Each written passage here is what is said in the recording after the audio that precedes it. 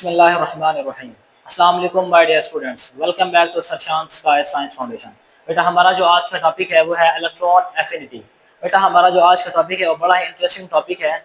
आप मुझसे प्रॉमिस करें कि आप वीडियो इन तक देखेंगे, और बेटा मैं आपसे प्रॉमिस करता हूँ कि इस वीडियो को देखने के बाद आपको किसी और वीडियो को देखने की जरूरत नहीं पड़ेगी। आपके इलेक्ट्रॉन एफिनिटी के जितने भी कंसेप्ट हैं और इससे रिलेटेड जितने भी टॉपिक्स हैं उनके कंसेप्ट 100% क्लियर हो जाएंगे। ठीक है, तो चलिए आज का लेक्चर शुरू करते हैं। तो इलेक्ट्रॉन एफिनिटी, अगर आप इस लफ्ज को देखें बेटा एफिनिटी को, तो एफिनिटी निकला है बेटा अफेक्शन से। किससे? अफेक्शन, इंग्लिश का लफ्ज है अफेक्शन। और बेटा अफेक्शन के मैनी होते हैं लगाओ, मोहब्बत, या मैं इसको कहूँगा लव, लगाओ, मोहब्बत। तो इलेक्ट्रॉन का मतलब, इलेक्ट्रॉन एफिनिटी का मतलब होगा हमारे पास इलेक्ट्रॉन लविंग। क्या होगा? इलेक्ट्रॉन लविंग, यानी इलेक्ट्रॉन एफिनिटी से मुराद है इलेक्ट्रॉन लविंग। अब इसको कैसे समझेंगे कि कुछ एटम्स ऐसे होते हैं जो क्या करते हैं, इलेक्ट्रॉन से प्यार करते हैं, इलेक्ट्रॉन लेना चाहते हैं। जैसे कि मैं कहूँ कि आप सब लोगों को कोई ना कोई चीज़ पसंद होगी जो आप लेना चाहते होंगे। मोबाइल सबको पसंद है, आप सब मोबाइल लेना चाहते हैं। तो जब आप मोबाइल लेना चाहते हैं तो मोबाइल लेने के लिए आपको कुछ ना कुछ पैसे देने पड़ेंगे, ठीक है, तब जाकर आपको चीज़ मिलेगी। एज इट इज यहाँ पर इलेक्ट्रॉन लिविंग जो एटम्स होते हैं वो इलेक्ट्रॉन लेना चाहते हैं।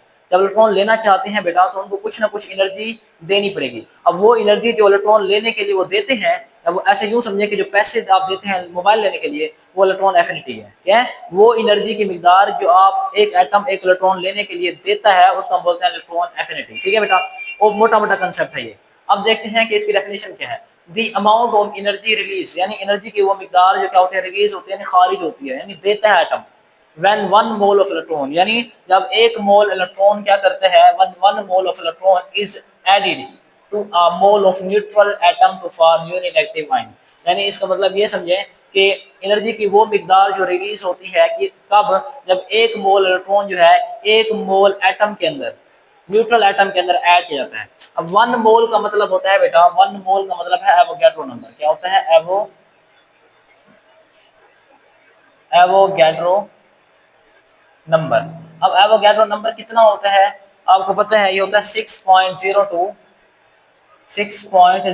मल्टीप्लाई 10 की पावर -23 पार्टिकल्स एटम्स, यानी वन मोल जो है एवोगैड्रो नंबर के इक्वल होता है। और वन मोल अगर हमारे पास न्यूट्रल एटम हो और उसके अंदर हम एक मोल क्या करें, इलेक्ट्रॉन ऐड करें, तो उस इलेक्ट्रॉन को ऐड करने के लिए जितनी एनर्जी जो है रिलीज होगी, एटम जितनी एनर्जी देगा उस इलेक्ट्रॉन को लेने के लिए, वो क्या कहलाएगी? इलेक्ट्रॉन एफिनिटी कहलाएगी। और आपको पता है कि जब कभी कोई एटम इलेक्ट्रॉन गेन करता है तो उस पर नेगेटिव चार्ज आता है, यानी एक इलेक्ट्रॉन ले रहा है। यहाँ पर एग्जाम्पल को समझें, क्लोरीन हमारे पास क्या है? ये न्यूट्रल एटम है। क्या है? न्यूट्रल एटम है। और जब ये एक वन मोल इलेक्ट्रॉन है, ये क्या है? One mole electron. जब ये क्लोरीन वन मोल इलेक्ट्रॉन लेगा तो ये इतना किलो जूल एनर्जी रिलीज करेगा, खारिज करेगा, तब जाके ये क्या बन जाएगा? Uninegative ion. क्या है? यूनी नेगेटिव आयन बन जाएगा, यूनी नेगेटिव आयन बन जाएगा। अब यूनी का मतलब होता है बेटा वन। क्या होता है? वन। और नेगेटिव आयन आपको पता है कि जिसके ऊपर क्या हो, नेगेटिव चार्ज मौजूद हो। ठीक है, तो क्योंकि इसके ऊपर वन नेगेटिव चार्ज है इसलिए इसको बोलेंगे यूनी नेगेटिव आयन। क्योंकि इसने एक इलेक्ट्रॉन लिया है, अगर दो लेता तो इसमें टू नेगेटिव चार्ज आता, तीन लेता तो तीन नेगेटिव चार्ज आता। इसका मतलब ये है कि एक इलेक्ट्रॉन जब हमने ऐड किया तो क्या बन गया? यूनी नेगेटिव आयन बन गया। और जितनी इसने पैसे दिए, यानी एक इस क्लोरीन एटम ने इस इलेक्ट्रॉन को खरीदा है, जितना खरीदने के लिए पैसे दिए हैं वो उतनी जो पैसे हैं वो हमारे पास कितने हैं? -348.8 किलो जूल पर मोल एनर्जी है। ठीक है बेटा, और इसी को हम बोलते हैं इलेक्ट्रॉन एफिनिटी। अब ये माइनस मैंने क्यों लगाया है? क्योंकि बेटा यहाँ पे इसमें एटम ने एनर्जी रिलीज की है। ठीक है बेटा, अब यहाँ पे अगर समझे तो क्लोरीन में एटॉमिक नंबर होता है बेटा 17। कितना होता है इसका? Atomic number 17। तो इसका न्यूक्लियस है और पहले शेल में 2 इलेक्ट्रॉन, दूसरे में 8, टोटल 10 हो गए। और जो आखिरी शेल है उसमें 7 इलेक्ट्रॉन है। अब इसको एक इलेक्ट्रॉन चाहिए, जब ये इलेक्ट्रॉन ले लेगा तो इसमें क्या हो जाएगा? इसका आखिरी शेल जो है मुकम्मल हो जाएगा, यानी पास का ये न्यूक्लियस है इसका, और ये इसका पहला शेल है जिसमें 2 इलेक्ट्रॉन है, ये दूसरा शेल है जिसमें 8 इलेक्ट्रॉन है, और ये तीसरा शेल है जिसमें 7 थे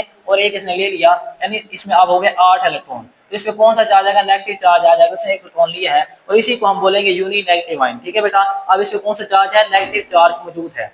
अब बात करते हैं, it is also called first electron affinity, यानी ये जब हम एक इलेक्ट्रॉन किसी एटम के अंदर ऐड करते हैं और जितनी एटम जो है इलेक्ट्रॉन एनर्जी देता है उसकी फर्स्ट इलेक्ट्रॉन एफिनिटी कहलाती है, क्योंकि एक इलेक्ट्रॉन लिया है, पहला इलेक्ट्रॉन उसने लिया है। ठीक है, अब बात करते हैं सेकंड इलेक्ट्रॉन एफिनिटी की, यानी जब कोई एटम दूसरा इलेक्ट्रॉन लेता है तो कितनी एनर्जी देगा। यानी पहले दफा आपने मोबाइल लिया, आपने कितने पैसे दिए, वो आपकी फर्स्ट इलेक्ट्रॉन एफिनिटी है। जब आपने दूसरी दफा दूसरा मोबाइल लिया तो अब आप कितनी एनर्जी पे करेंगे, कितने पैसे देंगे, वो सेकंड इलेक्ट्रॉन एफिनिटी है। ठीक है बेटा, तो द अमाउंट ऑफ एनर्जी, यानी एनर्जी की वो मिकदार रिक्वायर्ड टू ऐड इलेक्ट्रॉन।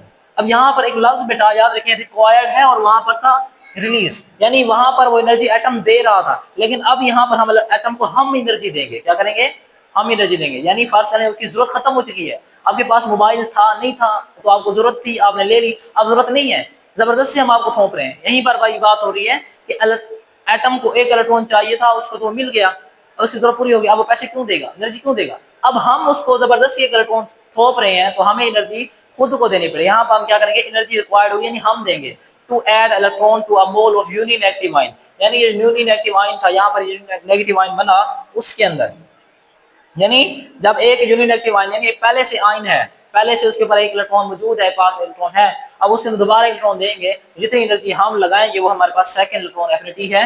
इसको समझते हैं एग्जांपल के तौर पर, ये हमारे पास ऑक्सीजन एटम है जिसमें हमने एक इलेक्ट्रॉन ऐड किया, तो ऑक्सीजन एटम में एक इलेक्ट्रॉन ऐड किया तो ऑक्सीजन आयन बन गया, ये यूनी नेगेटिव आयन है। क्या है, यूनी नेगेटिव आयन है बेटा, ये uninegative ion, uninegative ion बन गया। अब जब ये यूनी नेगेटिव आयन बन गया है तो इसने कितनी एनर्जी निकाली है बेटा, -141 किलो जूल पर मोल एनर्जी निकाली है। अब इसी यूनी नेगेटिव आयन के अंदर मैं एक और इलेक्ट्रॉन ऐड करना चाहता हूं, तो अब मुझे एनर्जी देनी पड़ेगी। अब यहाँ क्वेश्चन आता है कि क्यों देनी पड़ेगी बेटा, इसलिए कि जो यूनी नेगेटिव आयन है, अगर हम ऑक्सीजन एटम को देखें तो क्या बन चुका है, नेगेटिव आयन बन चुका है।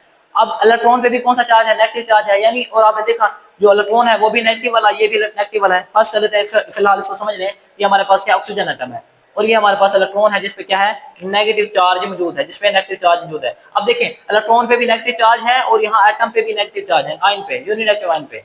तो नेगेटिव नेगेटिव आपस क्या करते हैं, रिपेल करते हैं, दूर भगाएंगे, यानी ये इसको अपने करीब नहीं आने देगा। इसको जबरदस्ती उठा के मैं इसके अंदर ऐड करूंगा तो मैं एनर्जी लगाऊंगा, यानी इसको खींच नहीं रहा, रिपेल कर रहा है, तो जबरदस्ती मैं इस इलेक्ट्रॉन को इसमें ऐड करूंगा, इसलिए एनर्जी यहाँ पर मैं खुद लगाऊंगा और यहाँ पर जो एनर्जी होगी वो पॉजिटिव के अंदर होगी। ठीक है, क्यों होगी, क्योंकि एनर्जी मैं खुद दे रहा हूँ।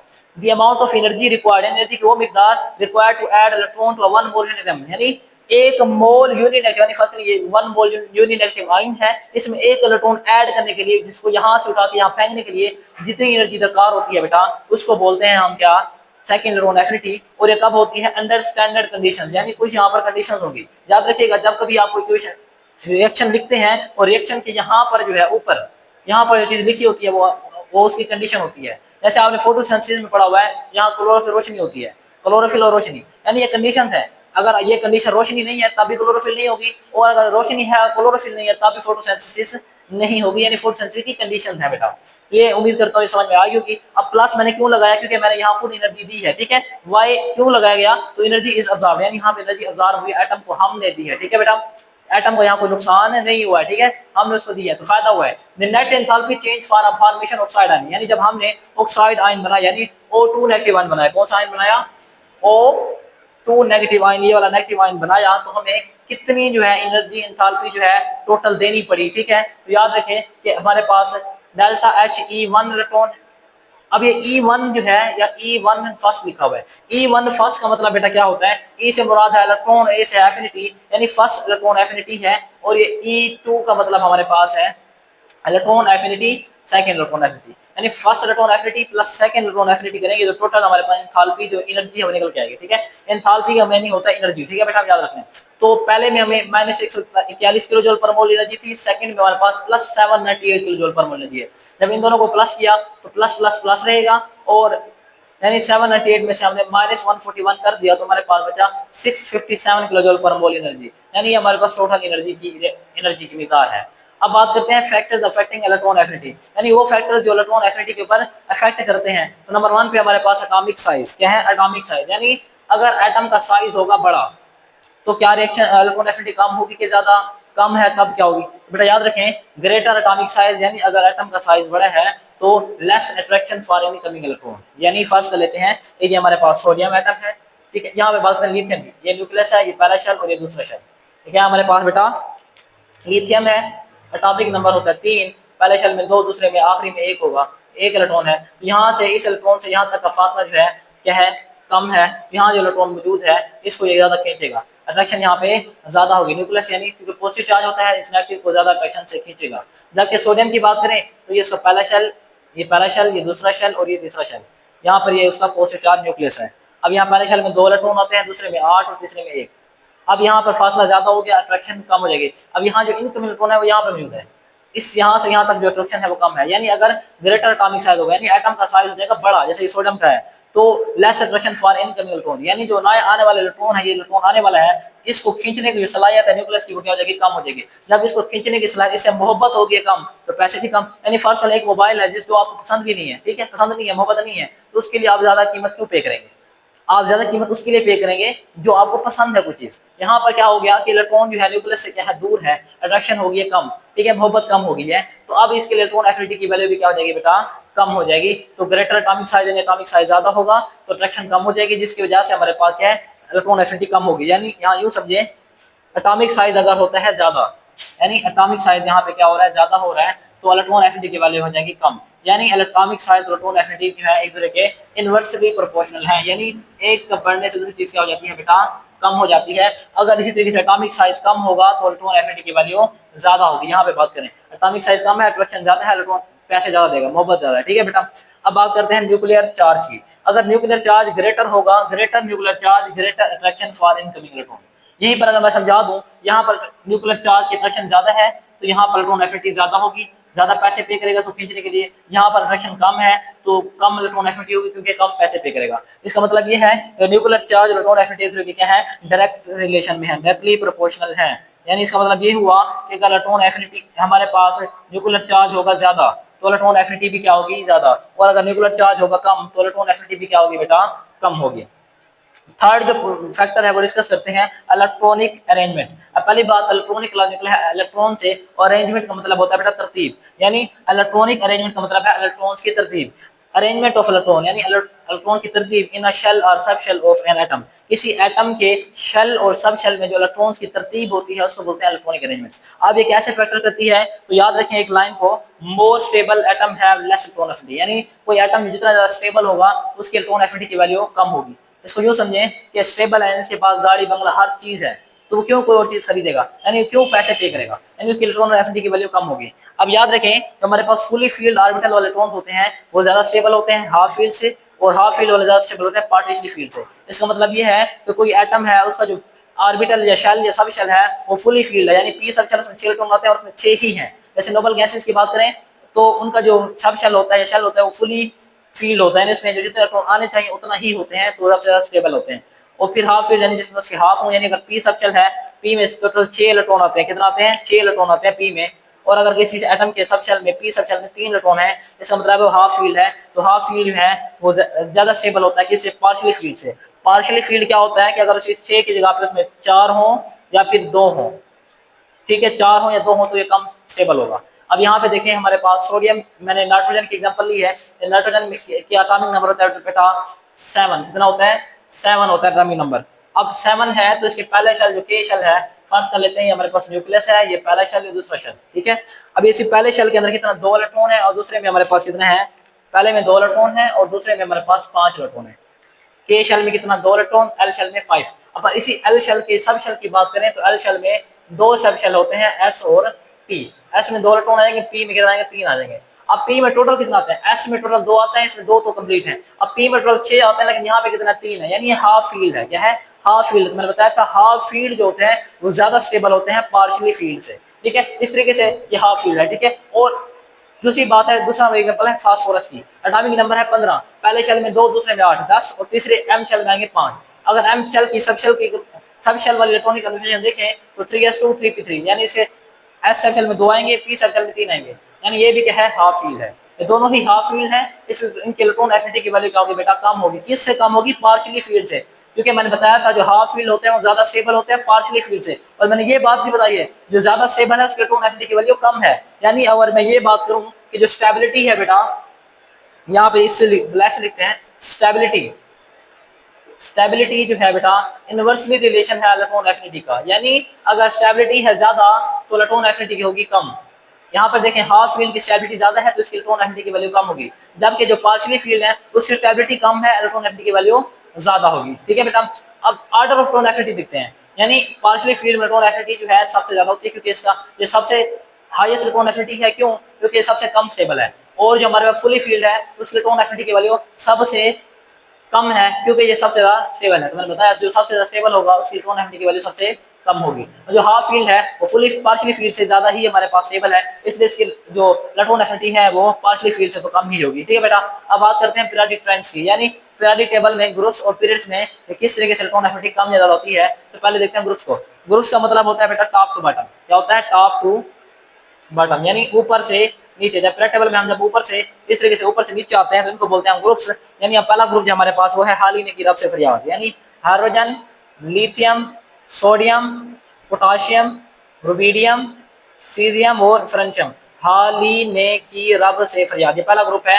अब इसमें देखें जब हम ऊपर पीरियड टेबल में ऊपर से नीचे आते हैं तो क्या होता है? एटॉमिक नंबर बढ़ता है और एटॉमिक साइज भी बढ़ता है। कैसे बढ़ता है? तो याद रखें हमारे पास ये हाइड्रोजन है, इसका एटॉमिक नंबर 1 है, तो इसका एक ही न्यूक्लियस हो गया, पहला शेल ये है।